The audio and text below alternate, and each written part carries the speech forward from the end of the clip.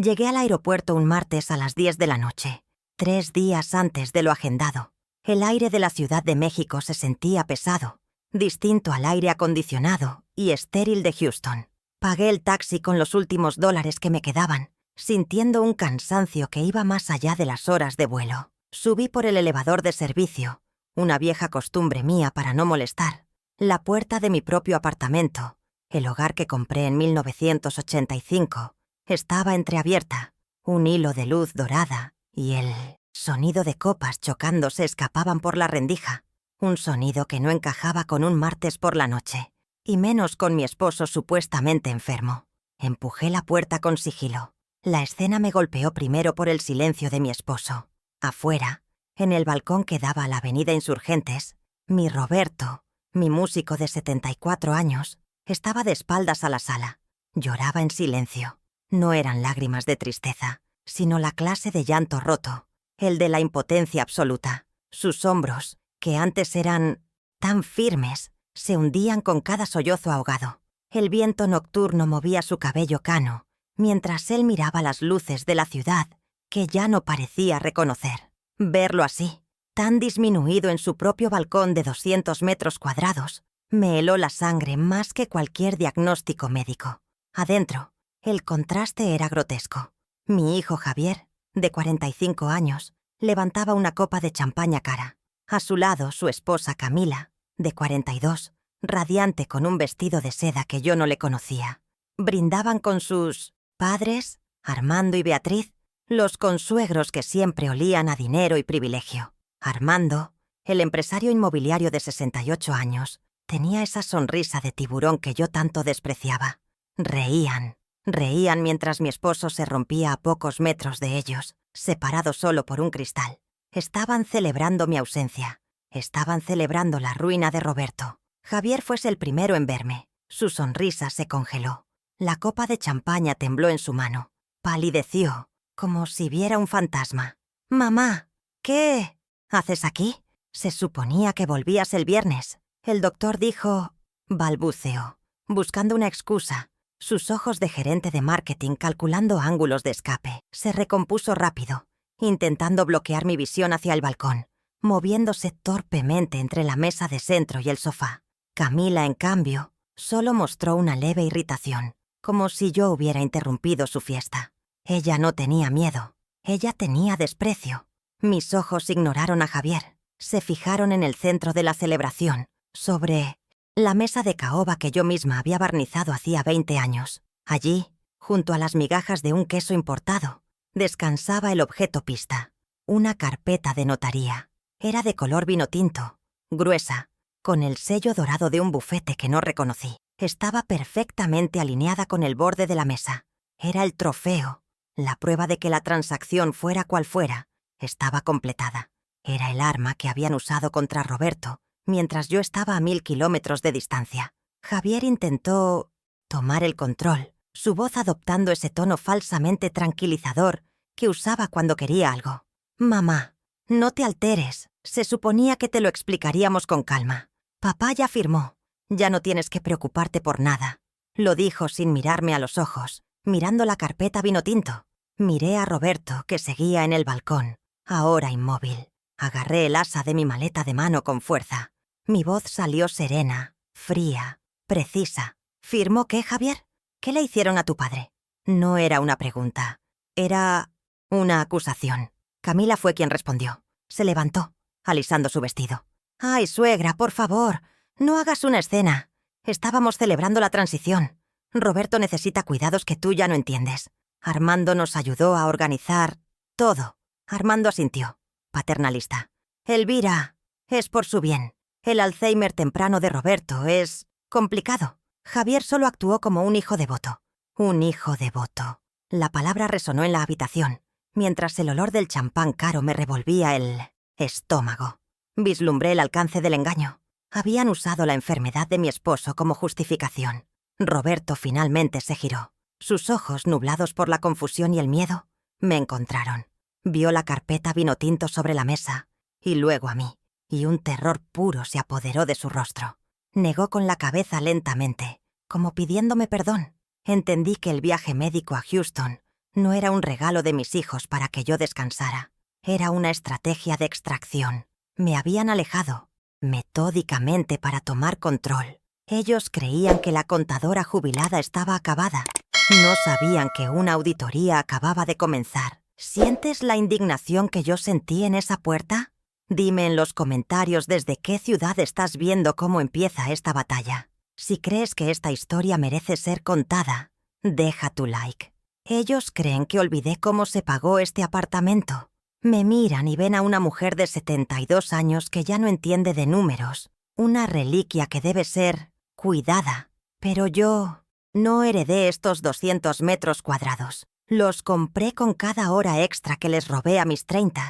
Este hogar no es un regalo. Es el resultado tangible de 40 años de balances contables, de noches en vela revisando libros mayores. Las paredes que Camila quiere redecorar están construidas sobre mis hojas de cálculo y mi disciplina férrea. Creen que el título de propiedad es solo un papel, pero para mí es el resumen de mi vida laboral. Me veo a mí misma en 1985, con 30 años. Las luces, fluorescentes de auditores y asociados, zumbaban sobre mi cabeza a las 11 de la noche.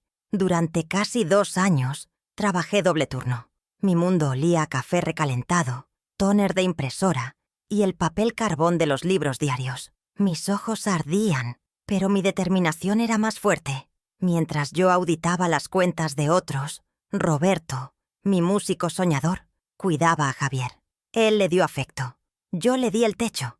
Un techo que costó sudor, fines de semana y una vista cansada que nunca se recuperó del todo. Me tomó 4 años de esa rutina implacable acumular el enganche. Recuerdo la cifra exacta, $45,000. No era dinero encontrado. Era dinero extraído de mi juventud. Recuerdo la firma en el cheque para la inmobiliaria. Mi caligrafía era firme, precisa. No estaba comprando solo un apartamento en la avenida Insurgentes. Estaba comprando la seguridad que mis padres nunca tuvieron. Mientras mis colegas compraban autos nuevos o viajaban a Europa, yo reinvertía cada bono. Y ahora, Javier, mi hijo permite que su esposa mida mi sala para cambiar mis muebles. ¿Tan rápido olvidaron el costo de esa seguridad? Roberto estaba agradecido en ese entonces. Compuso una pequeña pieza en su guitarra. La llamó El refugio de Elvira. Javier aprendió a andar en bicicleta en estos pasillos largos. Sus risas rebotaban en las paredes que yo había levantado. Sacrifiqué mi tiempo, mi descanso, mi vista, creyendo que construía una fortaleza para mi familia. Pero cometí un error fundamental de cálculo. Construí una fortaleza, pero ellos la vieron como un tesoro que podían saquear. Mi inversión a largo plazo se convirtió en su activo líquido. ¿Cómo pude haber sido tan ingenua en mi propia contabilidad doméstica? Luego vino el año 2005. Javier, ya con 25 años y lleno de ambiciones, quería su maestría en el extranjero. «Mamá, es mi futuro», me dijo con esa urgencia que yo confundía con determinación. Es la única manera de competir en el mundo de hoy. Roberto, siempre blando, lo apoyó de inmediato. La matrícula era astronómica, $80,000, una cifra que superaba todos nuestros ahorros líquidos. Pero yo tenía mi cartera de inversiones personal, mi fondo de retiro silencioso. Tenía esas acciones de Telmex que compré en los 90, una apuesta que había resultado ganadora. Me senté en este mismo escritorio de madera, el que Camila ahora llama despectivamente antiguo, y ejecuté la orden de venta. Observé cómo $80,000 salían de mi cuenta de corretaje y se iban directamente a la universidad en Boston. Sentí un vacío, no por el dinero, sino por la seguridad que esas acciones representaban. Eran mi red de seguridad personal. «Te lo pagaré, mamá, te lo juro, cada centavo», prometió Javier por teléfono. Una promesa que se disolvió en el aire tan pronto como el título de maestría estuvo colgado en su pared. Ese dinero nunca regresó, ni un solo pago. Cuando, 5 años después, insinué tímidamente la posibilidad de un plan de pagos, Javier se rió. Una risa corta y seca que me heló. «Mamá, por favor, eso fue tu inversión en mí. ¿O querías cobrarme intereses? Es lo que hacen los padres». Fue la primera vez que sus palabras me golpearon como un insulto. Fue el primer asiento contable que registré como pérdida. Subvencioné su educación para que aprendiera a despreciar el origen de su privilegio. ¿En qué momento mi inversión se convirtió en su derecho? El desprecio se volvió descarado hace 6 meses. Estaba revisando los estados de cuenta de nuestros fondos de inversión conjuntos. Las comisiones de administración eran inexplicablemente altas, un 2.5% anual, y el rendimiento estaba por debajo del índice de referencia. Lo mencioné durante la cena del domingo, señalando la discrepancia. Javier, esta gestora nos está costando un 4% de rendimiento perdido. ¿Quién autorizó este cambio? Pregunté, esperando una explicación lógica de mi hijo, el gerente de marketing. La auditora en mí no podía ignorar las cifras. Camila fue quien intervino. Puso su mano sobre la mía, sus anillos de diamantes fríos contra mi piel. Suegra, dijo con esa condescendencia melosa que perfeccionó. Esos números ya no los entiendes. El mercado ahora es diferente, más ágil. Deja que Javi y yo nos encarguemos de eso. Tú relájate. Me borró. A mí, Elvira Gutiérrez, la mujer que había auditado a 3 multinacionales. Me trataron como a una niña senil. Me pidieron que me relajara mientras mi patrimonio se filtraba. La maniobra final fue el viaje a Houston, hace exactamente un mes. Mamá, es por tu salud. Te conseguimos una cita en la mejor clínica de cardiología. Un chequeo completo, insistió Javier, con una preocupación tan falsa que debí notarla. Nosotros lo pagamos todo. Es un regalo. Un regalo. Era una trampa envuelta en papel de seda. Camila me ayudó a empacar, asegurándose de que dejara mi computadora portátil. «Para que no te estreses, mamá», dijo con una sonrisa. «Así descansas de verdad». Y mientras me ayudaba a guardar mi ropa, me pidió mis contraseñas bancarias. «Para que no te estreses con los pagos del viaje. Nosotros monitoreamos todo desde aquí. Te quitamos los accesos digitales para que no tengas ni una sola preocupación». Como una tonta, se las di. Creí en la preocupación de mi hijo. Me aislaron digitalmente. Me enviaron a 1000 kilómetros de distancia, a una clínica prístina donde los doctores me aseguraron que mi corazón estaba fuerte como el de una mujer de 50. Llamaba a Roberto, pero su voz sonaba apagada, confundida. «Todo está bien, Elvira. Los muchachos me cuidan». Javier siempre estaba cerca, tomando el teléfono. «Papá está descansando, mamá. Disfruta tu viaje. No te preocupes por nada». Me convirtieron en una espectadora lejana. Me neutralizaron. Me pagaron un viaje de lujo, probablemente con mi propio dinero, para poder ejecutar el robo más grande de sus vidas. Creían que la auditora estaba retirada, pero esa auditora que ellos creen senil y acabada, la misma que contaba centavos en 1985 para el enganche, despertó en el vuelo de regreso. Y ella recuerda cada número. Recuerda los $45,000 del enganche, los $80,000 de la maestría y el 4% de rendimiento perdido. Ellos no saben que yo nunca olvido un asiento contable. Y la auditoría de mi vida apenas comienza. Ellos van a descubrir lo que significa un balance general. La confrontación fue breve, tan pronto como mi pregunta, ¿qué le hicieron a tu padre?, quedó suspendida en el aire. La falsa celebración se disolvió. Camila y sus padres tomaron sus abrigos con una dignidad ofendida, murmurando algo sobre el estrés del viaje y hablar cuando estés más calmada. Armando me dio una palmada en el hombro, un gesto paternalista que me revolvió el estómago.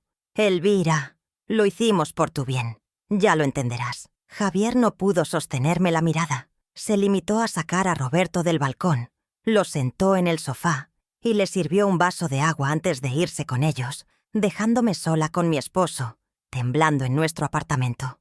Roberto estaba desorientado, su memoria a corto plazo fallando bajo el estrés. «Elvira, firmé algo. Javier dijo que era para los impuestos, para protegernos». Acaricié su mano, mi mente ya trabajando a la velocidad de una auditoría de fin de año. «Tranquilo, Roberto, yo me encargo. Descansa». Lo llevé a nuestra habitación, le di su medicina y esperé a que el sueño lo venciera. El silencio del apartamento a las 2 de la madrugada era absoluto, roto solo por el zumbido distante del tráfico. En Miñoncinos, Insurgentes, mi hogar se sentía ajeno, un escenario de crimen donde yo era la única investigadora. Me serví un vaso de agua, con la mano firme. Mi indignación no era caliente, era fría, precisa, calculadora. Caminé hacia la mesa de centro. La carpeta de notaría color vino tinto seguía allí, un monumento a su arrogancia. La abrí. El papel era grueso, oficial. Las cláusulas estaban llenas de jerga legal diseñada para intimidar y confundir. Pasé las páginas, mi dedo siguiendo las líneas, hasta que llegué a la última hoja. Allí estaba, la firma de Roberto. Era temblorosa, casi infantil, una caligrafía que apenas reconocía. La firma de un hombre asustado, no la de un socio consciente. Junto a su firma, la fecha, 7 días después de mi partida a Houston. Al lado, la firma clara y arrogante de Javier como apoderado. Saqué mi celular y tomé una fotografía nítida, enfocando la firma y la fecha. Esta era la prueba física número 1. El poder notarial no era un poder limitado para pagar impuestos. Era un poder general absoluto. El tipo de poder que le das a alguien en quien confías tu vida entera. La implicación me golpeó con fuerza física. Le dieron el poder de un rey a mi hijo sobre un padre enfermo. Habían usado su vulnerabilidad como un arma legal. Sabía que este poder era solo la llave. La pregunta era qué puertas habían abierto con ella. El brindis, la champaña, la carpeta... Todo apuntaba a una transacción completada. El apartamento, pero para robar una propiedad de $750,000, también necesitarían mover dinero. Mi dinero. El dinero que me habían quitado con la excusa de no estresarme en Houston. Intenté entrar a mi portal bancario desde mi teléfono. Acceso denegado. Comuníquese con su ejecutivo. Me habían bloqueado por completo. La auditoría tendría que hacerse a la antigua. A las 9 de la mañana del miércoles, entré en mi sucursal bancaria. El aire acondicionado olía a dinero limpio y confianza falsa.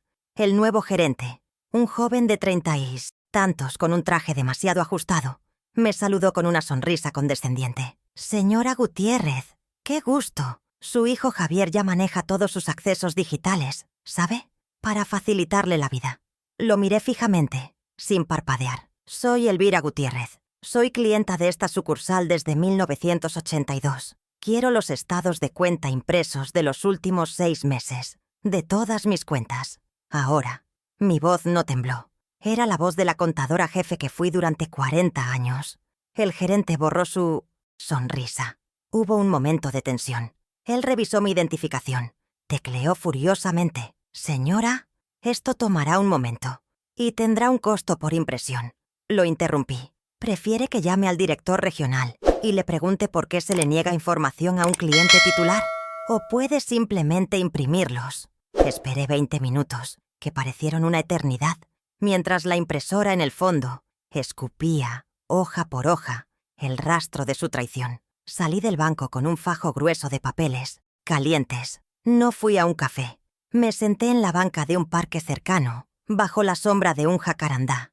Necesitaba aire para lo que venía. Extendí los extractos sobre mis rodillas. Mis ojos, entrenados para encontrar discrepancias en columnas de miles de cifras, no tardaron ni 2 minutos. Allí estaba. Una transferencia masiva, realizada hacía 3 semanas. La cifra era $120,000. Mi fondo de retiro personal. El dinero que había guardado para cualquier emergencia médica de Roberto. El lazo. Concepto de la transferencia era una burla. Préstamo intercompañía. El destino. Una cuenta corporativa a nombre de Jeta Marketing, la empresa de marketing digital de Javier, la que yo sabía que estaba al borde de la quiebra desde hacía un año. Había vaciado mi cuenta personal para salvar su propio fracaso profesional.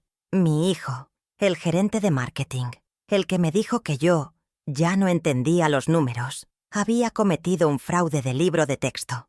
La evidencia era clara, impresa en tinta negra, sobre papel membretado del banco. Pero el saqueo no terminaba ahí. Seguí revisando los movimientos. Unos días después de la gran transferencia, había otra salida, esta vez de $15,000. El beneficiario, una agencia de autos BMW de Polanco. Recordé el vestido de seda de Camila, su sonrisa radiante, el auto nuevo que presumió en la cena del mes pasado. Un bono de Javi por su gran desempeño. No era un bono, era un robo. Era el pago inicial de su lujo, financiado con el dinero que yo ahorré. Privándome de lujos durante décadas, sentí una náusea fría. Mi sacrificio financió el lujo de quienes me despreciaban. Cada dólar de esos $120,000 representaba meses de mi trabajo en auditores y asociados. Cada centavo de esos 15,000 era un insulto directo a los años que pasé manejando un auto modesto para poder pagarle su maestría de $80,000 en el extranjero. La rabia era tan clara como el debe y el haber. Esto no era un error de juicio, era un saqueo deliberado, metódico y cruel. ¿Cómo habían justificado moralmente esta devastación financiera? Tenía la prueba 1, el poder, y la prueba 3, los extractos. Pero me faltaba la pieza central, el apartamento, el fideicomiso. La carpeta vinotinto mencionaba su creación, pero necesitaba la prueba irrefutable de la transferencia de propiedad. Sabía que eso estaría en el registro público de la propiedad, un sistema digital al que ya no tenía acceso. Necesitaba una llave digital. Necesitaba a alguien que pudiera entrar donde yo no podía. Y solo había una persona. Llamé a mi nieta, Sofía, la hija de 19 años de Javier y Camila. Sabía que era un riesgo, pero también sabía, por las pocas veces que hablábamos, que ella veía a sus padres con una claridad dolorosa. Despreciaba su materialismo, su avaricia. La cité en la Biblioteca Vasconcelos, un lugar público, neutral, lleno de testigos. Sofía, soy tu abuela. Necesito tu ayuda. Es sobre tu abuelo y el apartamento. Te están engañando a ti también. Su voz fue tensa, pero aceptó. Te veo. En 1 hora. Sofía llegó con su mochila y su laptop, sus ojos llenos de sospecha. Le mostré la foto del poder notarial y los extractos bancarios. No dije mucho. Dejé que los números hablaran. Su rostro pasó de la incredulidad a la furia. Son unos... No digas nada. La corté. Necesito que entres al portal del registro de la propiedad. Este es el folio real de mi escritura. Ella asintió, sus dedos volando sobre el teclado con la velocidad de su generación. Le tomó menos de 5 minutos. El portal oficial del gobierno cargó lentamente. Aquí está, abuela. Giró la laptop hacia mí. Allí estaba.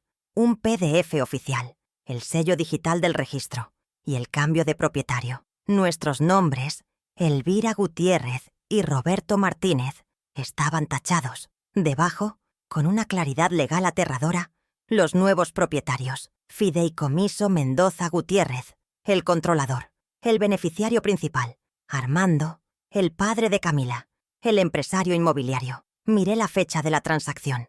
Registrada hacía apenas 72 horas.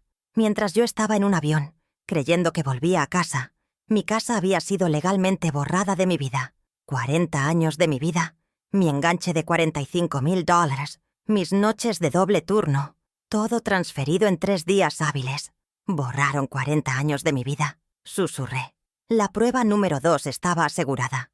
El golpe era casi perfecto. Sofía, pálida de rabia, no se detuvo. Si usaron el poder de abuelo para esto, debieron comunicarse por correo. Papá es un idiota. Cambia las contraseñas del abuelo, pero siempre usa el mismo patrón.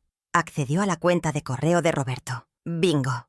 Abrió una cadena de correos entre Javier y Armando. Aquí está, abuela. La prueba 4. Los imprimimos allí mismo, en la biblioteca. Eran una docena de correos. La presión de Armando sobre Javier era explícita. Javier, la firma de tu padre tiene que estar antes del día 15, o el trato se cae. Asegúrate de que Elvira siga en Houston y no tenga acceso a nada. Otro de Javier. No te preocupes, suegro. Mamá está convencida de su chequeo médico y papá firma lo que le ponga enfrente. El apartamento será tuyo para fin de mes. Tenía el poder notarial abusivo. Tenía los extractos del desvío de $120,000. Tenía la transferencia del fideicomiso por $750,000. Y ahora tenía los correos electrónicos que probaban la premeditación, la conspiración y la ventaja sobre un adulto vulnerable. La auditoría estaba completa. Ahora comenzaba la ejecución. Y yo sabía exactamente cómo iba a cobrar cada centavo de esta deuda. Ellos creían que la auditora estaba jubilada, pero una auditora nunca se jubila del todo, solo archiva sus lápices temporalmente. Los míos estaban afilados. El siguiente paso no era confrontarlos. El siguiente paso era consultar a mi abogada, la doctora Salas. Necesitaba que cada una de estas pruebas se convirtiera en un clavo legal en el ataúd de su arrogancia. La fiesta de aniversario de mis consuegros se acercaba, y yo tenía el regalo perfecto. Tenía que actuar rápido. Armando era un empresario inmobiliario. No había transferido el apartamento a un fideicomiso para admirarlo. Lo iba a vender o a usar como colateral para un préstamo. El tiempo corría en mi contra. Mi hogar de 40 años estaba en una cuenta regresiva. ¿Cuánto tiempo me quedaba antes de que intentaran desalojarnos? ¿Una semana? ¿2? Guardé los papeles impresos en mi bolso. Los extractos bancarios, el PDF del registro de propiedad, los correos electrónicos, la foto del poder notarial estaba segura en mi teléfono. Agradecí a Sofía. Eres valiente, niña. No le digas nada a nadie. Actúa normal. Ella asintió, sus ojos duros. ¿Van a pagar por esto, abuela? Asentí. Oh, sí, van a pagar. Con intereses. Caminé a casa sintiendo el peso de los 200 metros cuadrados de mi apartamento. Ya no era mi fortaleza, era el campo de batalla. Roberto dormía. Lo miré, y mi resolución se endureció. No solo me habían robado a mí, habían abusado de él, habían profanado su dignidad. Esto ya no era solo por el dinero o la propiedad, era por el honor, y yo iba a recuperar ambos. El miércoles a las 9:01, yo ya estaba de regreso en la sucursal bancaria. El mismo gerente del traje ajustado intentó relegarme a un escritorio secundario, pero mantuve mi postura en el centro del vestíbulo. Quiero un bloqueo total de transferencias salientes en todas las cuentas asociadas a Elvira Gutiérrez y Roberto Martínez, declaré. Mi voz lo suficientemente alta para que la escucharan 3 clientes más. Solo yo, en persona y con esta identificación, puedo autorizar movimientos. Remueva todos los accesos digitales de Javier Gutiérrez. Ahora, el gerente objetó, citando el poder notarial. Saqué el fajo de extractos. Este poder se usó para transferir $120,000 a Jot Marketing. Eso se llama administración fraudulenta. ¿Quieres ser cómplice? Su rostro perdió todo color. El bloqueo se ejecutó en menos de 10 minutos. Asegurar lo que quedaba era el primer paso táctico. Ya me habían robado $120,000, pero aún quedaban las inversiones a plazo y la cuenta de pensión de Roberto. Mientras el gerente tecleaba, pálido y sudoroso, yo observaba el entorno, el mármol frío, el olor a desinfectante y dinero viejo. Me entregó un comprobante impreso del bloqueo. Lo guardé junto a los extractos. Era mi primer muro de contención. Había detenido la hemorragia. Javier intentaría mover más fondos, especialmente después de saber que yo había vuelto, y encontraría una pared de ladrillos. La sensación no fue de victoria, sino de fría necesidad. Había asegurado mi base de operaciones, pero ¿cómo recuperar el territorio perdido? Ese mismo miércoles, a las 4 de la tarde, entré al despacho de la doctora Salas. La conocía de mis días en Auditores y Asociados. Ella era la abogada corporativa más implacable que había conocido. Su oficina olía a madera de cedro y café fuerte. No hubo saludos efusivos. Puse las pruebas sobre su escritorio de caoba. La foto del poder notarial, los extractos bancarios impresos, el PDF del fideicomiso y los correos entre Javier y Armando. Doctora, dije, quiero auditar 10 años de mi vida y quiero que usted cobre cada centavo de lo que encuentren. La doctora Salas se puso sus gafas de lectura. Durante 20 minutos, el único sonido en la oficina fue el pasar de las páginas y el subrayado de su pluma roja. No miró las cifras con horror, las miró con interés profesional. Levantó la vista, sus ojos agudos. Elvira, esto es quirúrgico. No es un robo pasional. Es una estrategia de despojo corporativo, aplicada a una familia. Se detuvo en la foto de la firma de Roberto. El poder notarial es la piedra angular. Javier lo obtuvo mientras tú estabas fuera, y Roberto ya presentaba síntomas claros. ¿Tienes su historial médico? Asentí. Perfecto. Esto es abuso de confianza y aprovechamiento de incapacidad. La estrategia de ellos es clara, continuó la doctora Salas, juntando las manos. Armando, tu consuegro, quería el apartamento. Usó La deuda de J Marketing, de tu hijo como palanca. Javier pagó su deuda con tu dinero, 120.000, y con tu casa, 750.000. El fideicomiso controlado por Armando es la fachada legal para lavar la propiedad antes de venderla a un tercero de buena fe. La precisión de sus palabras me tranquilizó. Ella veía el mecanismo, no el drama. El viaje a Houston fue la coartada para sacarte de la ecuación. Es brillante y es asqueroso. Le pregunté qué podíamos hacer. Ellos creen que tienen semanas, explicó. Creen que cuando vuelvas, te enfrentarás a un muro legal, te cansarás y aceptarás una negociación miserable en un asilo. Pero vamos a movernos más rápido, señaló los correos. La premeditación está aquí, y la transferencia bancaria es la prueba del delito. No pueden justificar $120.000 a Hot Marketing como un gasto en beneficio de Roberto. Me gustó su lógica. No había emoción, solo causalidad. La ley, en sus manos, era un bisturí. ¿Sería suficiente para cortar el nudo antes de que lo apretaran? ¿Más? Necesitamos dos cosas, Elvira, dijo la doctora Salas, su tono volviéndose más severo. Primero, una solicitud cautelar inmediata. Un juez debe congelar ese fideicomiso antes de que Armando pueda mover la propiedad. Necesitamos que el apartamento quede bloqueado legalmente, que no pueda venderse ni hipotecarse. Segundo, una denuncia formal por administración fraudulenta y abuso de confianza.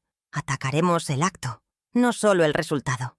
Me dio una lista de documentos que necesitaba, incluyendo el diagnóstico temprano de Roberto, que yo tenía guardado bajo llave. La doctora Salas me dio un plazo. Tráeme el diagnóstico mañana jueves. Con eso puedo tener la solicitud cautelar lista para presentarse el sábado a primera hora. El sábado. La fecha resonó en mi cabeza. El sábado era la fiesta del 50º aniversario de Armando y Beatriz, el clímax de su vida social.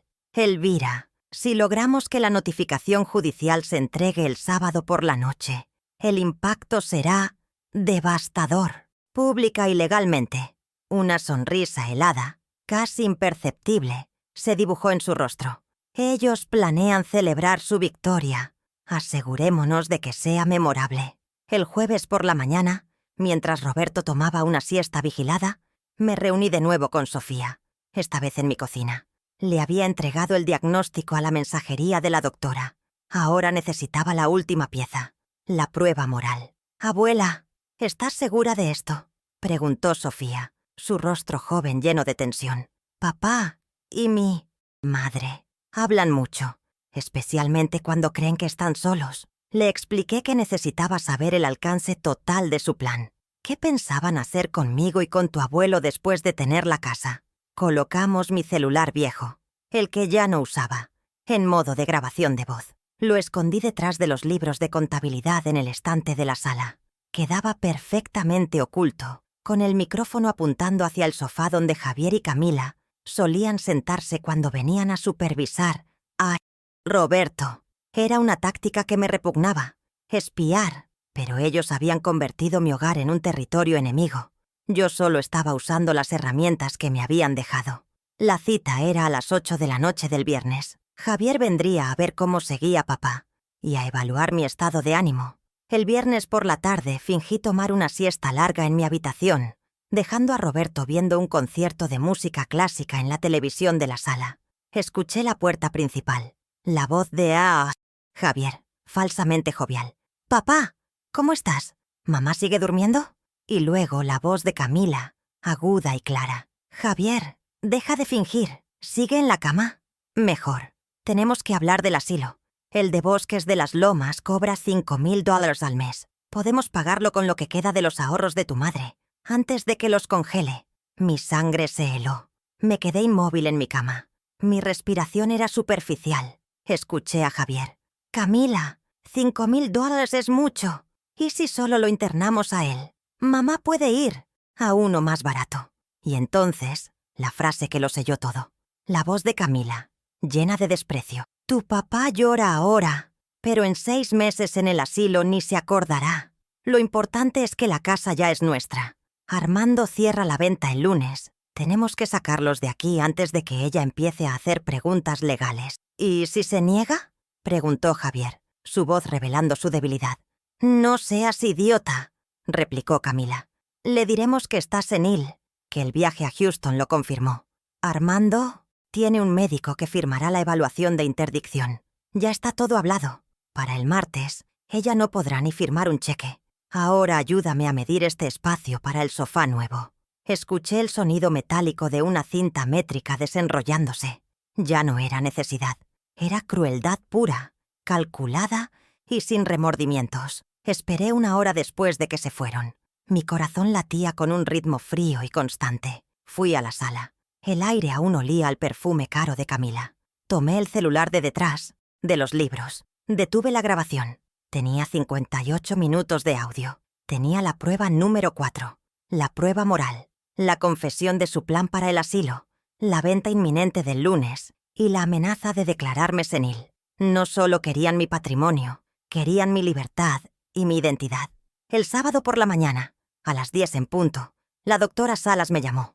Elvira, está hecho. Su voz era pura eficiencia. La solicitud cautelar fue presentada. Expediente 1045-2025.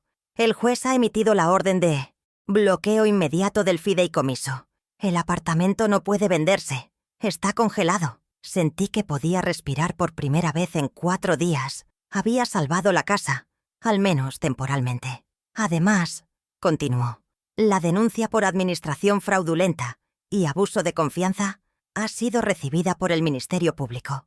La carpeta de investigación está abierta. Armando y Javier serán citados a declarar la próxima semana. Esto era bueno, pero necesitaba algo más.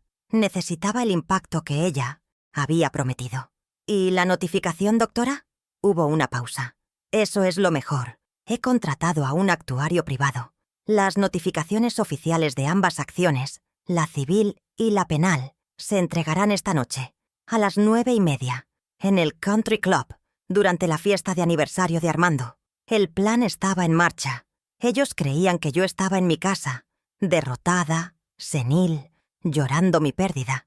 No sabían que la auditora estaba cerrando sus libros. Javier y Camila se habían ido a preparar para su gran noche. Roberto estaba tranquilo, ajeno al huracán que se avecinaba. Lo ayudé a vestirse, él con su mejor traje de lino, yo con un vestido de seda color gris acero. ¿Vamos a salir, Elvira?, preguntó confundido. Sí, mi amor, vamos a una fiesta. Él sonrió, feliz por la salida. Yo revisé mi bolso. No llevaba un regalo. Llevaba mi celular con la grabación. Sofía me envió un mensaje de texto. Estoy en la fiesta. Te reservé un asiento cerca del escenario. La tablet está lista. Mi nieta era mi cómplice silenciosa, la operadora técnica de mi venganza. Miré mi reflejo en el espejo del vestíbulo. Mis ojos no reflejaban ira, reflejaban equilibrio. La balanza se había inclinado demasiado hacia su lado. Esta noche yo iba a ajustarla. Llamé al taxi. Mientras bajábamos en el elevador, Roberto tarareaba una vieja melodía. Sostuve su mano. Ellos planeaban celebrar 50 años de supuesta integridad familiar en el Country Club, frente a 80 de sus amigos más influyentes. No sabían que yo también iba a celebrar algo.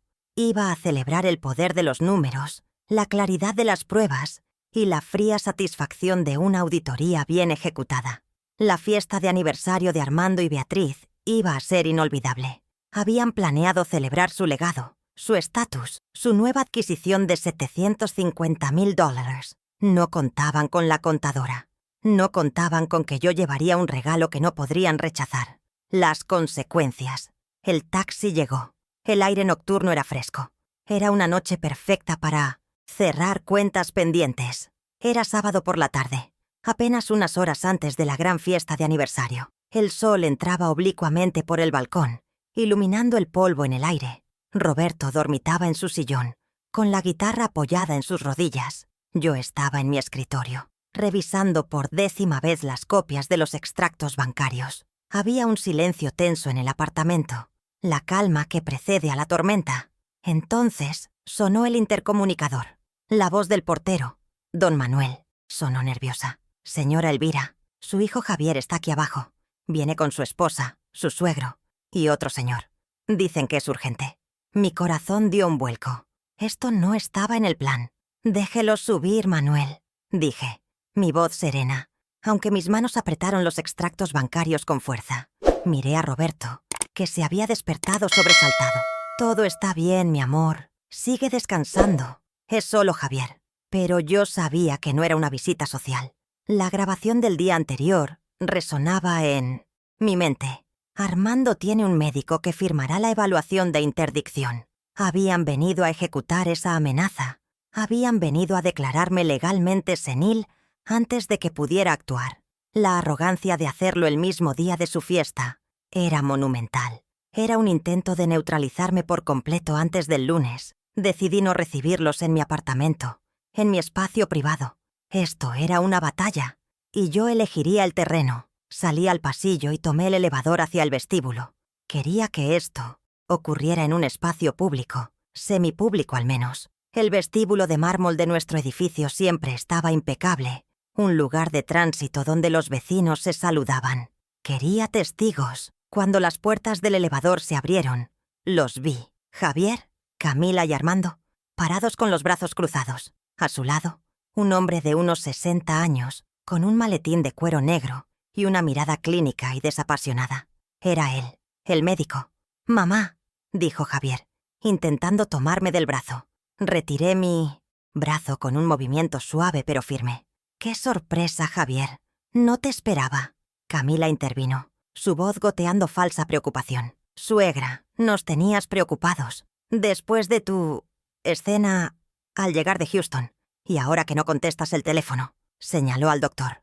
«Él es el doctor Benítez. Solo viene a hacerte una pequeña evaluación, para asegurarse de que estés bien». Armando asentía gravemente. «Elvira, es por tu propio bien. El estrés puede ser mucho a tu edad.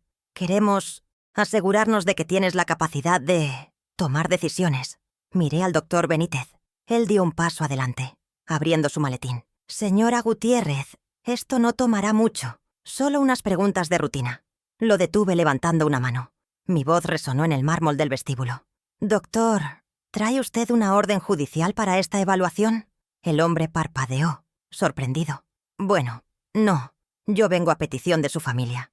Lo corté, fría como el acero. «Entonces usted está aquí intentando realizar un procedimiento médico contra mi voluntad, basado en la palabra de personas que tienen un interés financiero directo en declararme incompetente. Eso, doctor, tiene un nombre legal, y le aseguro que mi abogada estaría fascinada de escucharlo». La cara de Armando se ensombreció. Camila palideció. Javier tartamudeó. «Mamá, solo intentamos ayudar». «Ayudar», repetí, probando la palabra. «¿Ayudar? ¿Como cuando ayudaste a tu padre a firmar un poder notarial absoluto mientras yo estaba en Houston? ¿O como cuando ayudaste a mi cuenta de ahorros transfiriendo $120,000 a tu empresa fallida, J Marketing?» El silencio en el vestíbulo fue absoluto. El doctor Benítez cerró su maletín lentamente. Les había mostrado una carta. No todas, pero una. La pequeña victoria fue ver el pánico reemplazar su arrogancia. Se dieron cuenta de que la auditora no estaba senil. La auditora estaba trabajando. La dinámica cambió en ese instante. Dejaron de ser los cazadores y se convirtieron en la presa que acaba de descubrir la trampa. Armando me fulminó con la mirada. Un odio puro que ya no se molestó en ocultar. «Cometes un error, Elvira. Un grave error». Agarró a Javier y Camila del brazo. «Vámonos. Tenemos una fiesta que preparar». El doctor Benítez prácticamente corrió hacia la puerta de salida, sin siquiera despedirse.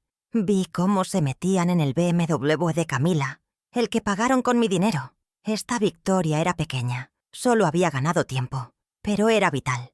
Había evitado la interdicción, pero el apartamento seguía a nombre del fideicomiso de Armando. El dinero seguía en la cuenta de Job Marketing. Había ganado la escaramuza, pero no la guerra. Ahora estaban sobre aviso. Sabían que yo sabía algo. La fiesta de esta noche ya no era una celebración para ellos. Sería un control de daños. Irían allí desesperados, sabiendo que yo tenía munición. La tensión para el gran confronto acababa de multiplicarse por 10. Ellos acelerarían sus planes. Yo tendría que acelerar los míos. ¿Qué parte de esta trampa te dio más rabia? La crueldad de usar a un médico falso ¿O el robo descarado del dinero? Déjalo en los comentarios. Si crees que estas historias deben ser escuchadas, apóyame con un like para que lleguemos a más personas. El salón de eventos del Country Club era un monumento a la arrogancia de Armando y Beatriz. Candelabros de cristal de 3 metros de altura colgaban del techo, arrojando una luz dorada sobre 80 de las personas más influyentes de su círculo social. Había banqueros, constructores, damas de sociedad vestidas con sedas y joyas que pesaban más que su integridad.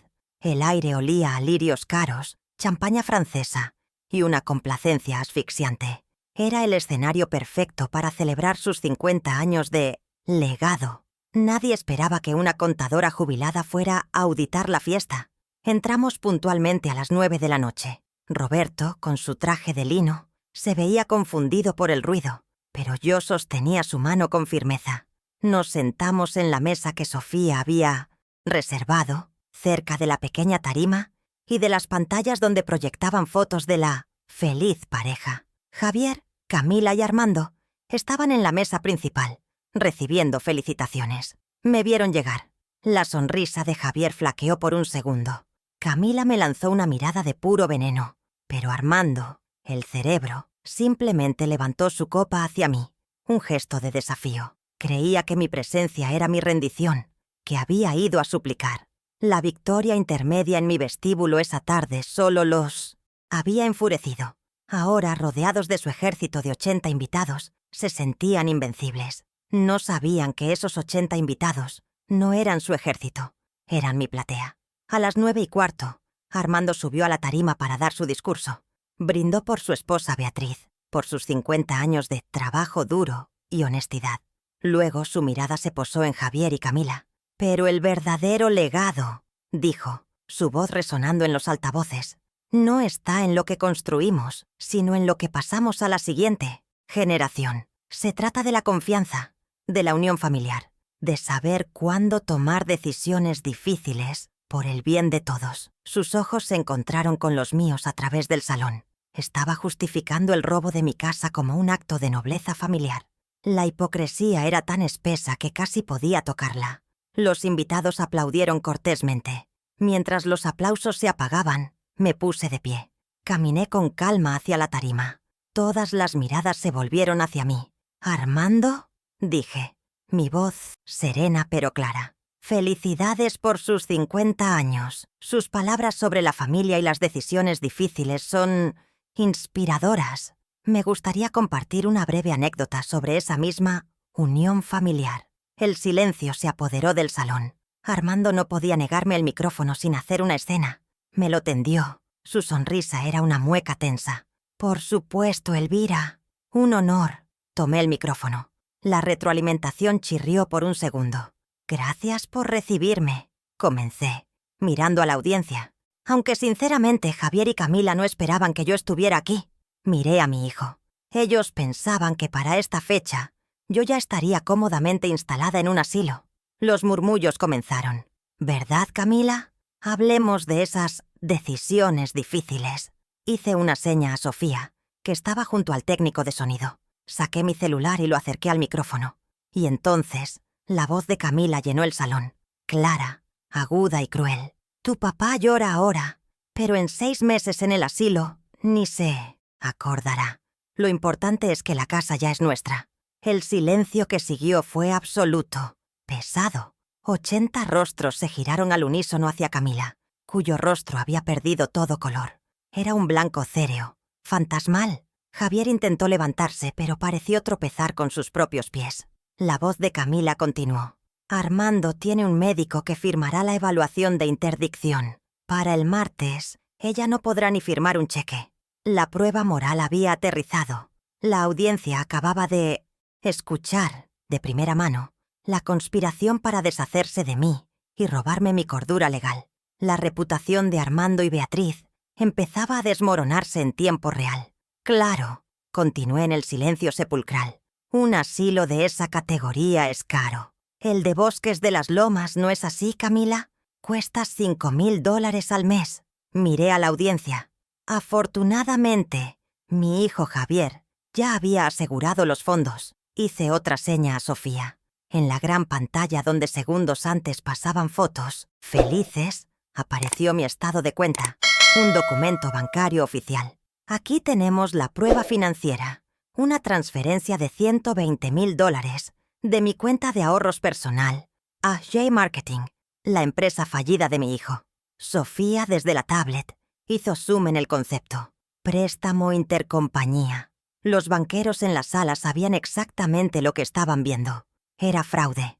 Y, por supuesto, añadí, mientras Sofía cambiaba la imagen a la siguiente transacción, no podemos olvidar los $15,000 para la agencia BMW de Polanco. La gente miró el auto nuevo de Camila, estacionado con ballet en la entrada. Mi sacrificio, dije, mi voz aún serena, financió el lujo de quienes planeaban encerrarme. Esa es la unión familiar de la que hablaba Armando. Javier finalmente explotó. La rabia venció a su miedo. «¡Está mintiendo! ¡Mamá! ¡Estás senil! ¡Esos documentos son falsos! ¡Seguridad!», gritó, pero su voz se quebró. Se abalanzó hacia la tarima, pero no hacia mí, sino hacia Sofía, intentando arrebatarle la tablet. «¡Tú, traidora!», le gritó a su propia hija. Sofía no retrocedió. Armando se puso de pie, su rostro morado de furia, gritando órdenes a los meseros, a la seguridad del club. El salón era un caos de murmullos y gritos, pero la contadora aún no había terminado su auditoría. Esperé a que Javier fuera contenido por 2 invitados. «Senil, Javier», dije al micrófono, y el caos volvió a bajar. Esa palabra es clave en su plan. Miré a Armando. El problema es que para declararme senil, primero tenían que quitarme todo. Y para eso, necesitaban la firma de mi esposo. En la pantalla, Sofía proyectó la foto nítida que tomé de la carpeta vinotinto. La prueba del poder notarial. Usaron el diagnóstico temprano de Alzheimer de Roberto para hacerlo firmar este poder absoluto. Prueba 1. Mientras yo estaba convenientemente en un chequeo médico en Houston. ¿Y qué hicieron con ese poder?, pregunté retóricamente. No pagaron los impuestos. No. La pantalla cambió una última vez. La prueba legal, el PDF del registro público de la propiedad. Transfirieron mi apartamento de $750,000, mi hogar de 40 años, a un fideicomiso. Prueba 2. ¿Y quién controla ese fideicomiso? Hice zoom en el nombre del beneficiario principal. Armando Mendoza, nuestro anfitrión, el hombre que nos habla de legado. La audiencia jadeó. El robo estaba completo, expuesto, irrefutable. Armando palideció. Sabía que eso era un delito federal. «Esto es difamación. Elvira, te destruiré», gritó desde su mesa. Pero su amenaza fue interrumpida. En ese preciso instante, a las 9:30, tal como la doctora Salas había prometido, 2 hombres con trajes oscuros y gafetes oficiales entraron al salón. No eran guardias de seguridad. Eran actuarios judiciales. Caminaron con una calma absoluta, atravesando la multitud atónita, directamente hacia la mesa principal. Llevaban sobres sellados. «¿Armando Mendoza?», preguntó uno de ellos, su voz profesional cortando el ruido. Armando asintió. «Mudo. Queda usted formalmente notificado de la demanda 1045-2025. Se le informa de un bloqueo cautelar judicial inmediato sobre el fideicomiso Mendoza Gutiérrez. El inmueble de Avenida Insurgentes queda congelado. No puede venderse, transferirse ni hipotecarse. Consecuencia número 1. La casa, mi casa de $750,000, estaba a salvo. La habían perdido». El segundo actuario se dirigió a Javier. «Javier Gutiérrez, queda usted notificado del inicio de Minotnetiamths, una carpeta de investigación por administración fraudulenta y abuso de confianza. Sus cuentas personales y las de J Marketing quedan congeladas a partir de este momento, pendientes de la auditoría. Consecuencia número 2. El dinero, los $120,000 robados y lo que quedara de ellos, estaba bloqueado. No podían tocar ni un centavo más. La humillación pública fue la tercera consecuencia. Fue instantánea y total. Beatriz, la esposa de Armando, soltó un sollozo seco. Los 80 invitados los miraban, no con simpatía, sino con el horror de quien ve una enfermedad contagiosa. Su círculo social, su reputación de 50 años, sus conexiones de negocios, todo se evaporó en menos de 15 minutos, destruidos por una contadora jubilada, una tablet y la verdad impresa en papel oficial. Dejé el micrófono sobre la tarima. El ruido blanco de la retroalimentación fue el único sonido por un segundo. Camila estaba petrificada, mirando los papeles en la mano de Javier. Armando se había derrumbado. En su silla, un hombre de 68 años repentinamente anciano. Javier me miraba con un odio que nunca había visto, pero también con un miedo primordial. Era el miedo de un niño que ha sido descubierto de forma definitiva. Sofía se acercó a mí, sus ojos brillantes de lágrimas y justicia. «Lo logramos, abuela», asentí. Tomé la mano de Roberto, que había observado todo con una calma confusa, como si viera fuegos artificiales. «Vámonos, mi amor», le dije suavemente, mi voz solo para él. «Esta fiesta se...» terminó. Comenzamos a caminar hacia la salida. 80 pares de ojos nos siguieron. Nadie se interpuso en nuestro camino. Los invitados se apartaban como si yo fuera la realeza, o quizás una plaga. Mientras pasaba junto a la mesa principal, me detuve un segundo. Miré a Javier, a Camila y a Armando. Estaban rotos. El BMW seguía en la entrada, pero las cuentas para pagarlo estaban congeladas. La casa seguía en pie, pero ya no era suya. Su reputación estaba en cenizas. No dije nada más. No hacía falta. Mi balance general estaba completo. La auditoría había concluido. Salimos del country club, dejando atrás el caos, los susurros y el olor a lirios marchitos. Respiré el aire fresco de la noche. Por primera vez en 40 años, mis cuentas estaban, finalmente, en perfecto equilibrio. Ha pasado un mes desde la noche del country club. Estoy en mi balcón, el mismo balcón donde vi a Roberto llorar. Son las 7 de la mañana. Sostengo mi taza de café caliente. El vapor se eleva en el aire, fresco de la mañana. La avenida Insurgentes sigue siendo ruidosa. El tráfico sigue siendo implacable, pero todo se siente diferente. El apartamento, mis 200 metros cuadrados, ya no se siente como un campo de batalla ni como un premio. Se siente, por primera vez en mucho tiempo, como un hogar. Ya no hay una amenaza invisible acechando en los pasillos. No hay miedo a que la puerta se abra y traiga consigo una nueva traición. El aire está limpio. A mi lado, Roberto está sentado con su guitarra. Sus dedos, aunque un poco rígidos por la mañana, se mueven sobre las cuerdas con una familiaridad que creí perdida. Está tocando esa vieja melodía que compuso para mí en 1985, El refugio de Elvira. No la había tocado en años. El Alzheimer no se ha ido. Su confusión a corto plazo persiste, pero el terror ha desaparecido de sus ojos. Ya no es el hombre roto y asustado del balcón. Escucharlo tocar, ver la concentración serena en su rostro, es mi verdadera victoria. El fideicomiso está bloqueado, pero la música ha regresado a esta casa. Nuestra rutina se ha transformado. A las 7:30 suena el timbre. Es Sofía, mi nieta, que viene a desayunar con nosotros 3 veces por semana antes de irse a la universidad. Entra con la llave que le di. «Buenos días, abuelos». Nos trae pan dulce de la panadería de la esquina. Nos sentamos en la cocina, y mientras yo sirvo el café, ella le cuenta a Roberto sobre sus clases de programación. Ya no es mi aliada secreta en una guerra. Es mi nieta, recuperada del naufragio moral de sus padres.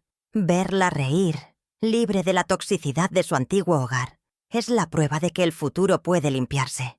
Mi propia dignidad también ha sido restaurada, y no solo en casa. Hace 2 semanas recibí una llamada de mi antigua firma, Auditores y Asociados. El socio principal que escuchó los rumores del country club me llamó personalmente. «Elvira», me dijo, «nos vendría bien tu mirada experta en un caso de fraude corporativo que tenemos. Como consultora senior, ahora mi viejo escritorio de madera, el que Camila llamó antiguo, está cubierto con libros de contabilidad.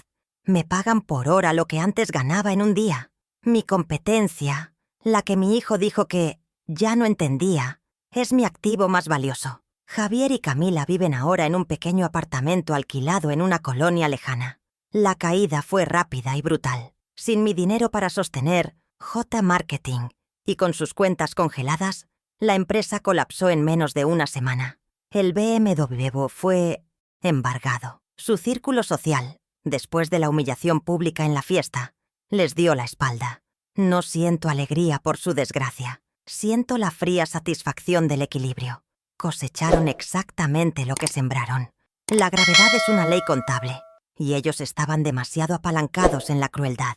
Las fronteras ahora son claras, grabadas en papel legal. La doctora Salas se aseguró de ello.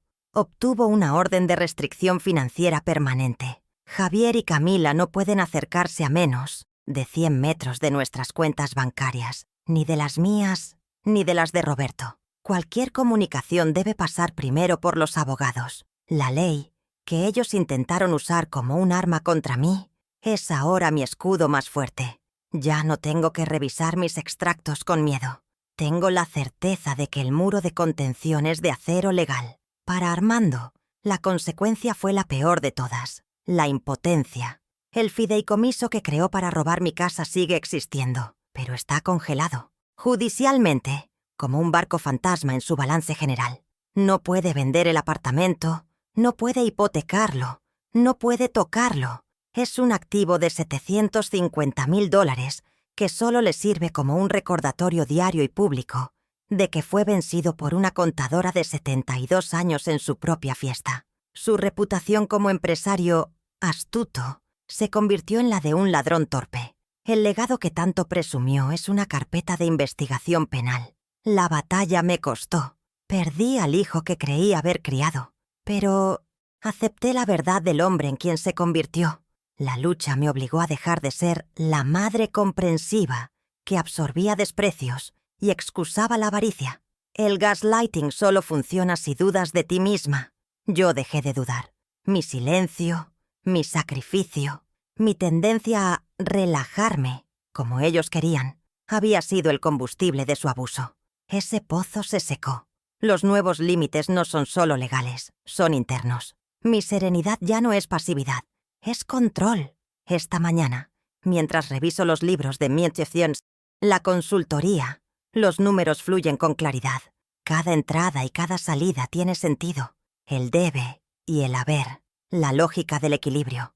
Afuera, Roberto toca una nota alta y clara en su guitarra. Sofía ríe en la cocina. El sol entra por el balcón. He recuperado mi hogar, mi dignidad y mi nombre. Ya no soy solo mamá o la suegra. Soy Elvira Gutiérrez, contadora y auditora. Perdonar es divino, pero yo solo soy contadora. Y en mis libros, las cuentas siempre deben cuadrar. ¿Qué momento de esta auditoría te hizo sentir que se hacía justicia? Dímelo en los comentarios. Si crees que esta historia puede ayudar a otra mujer a encontrar su voz, deja tu like para que llegue más lejos.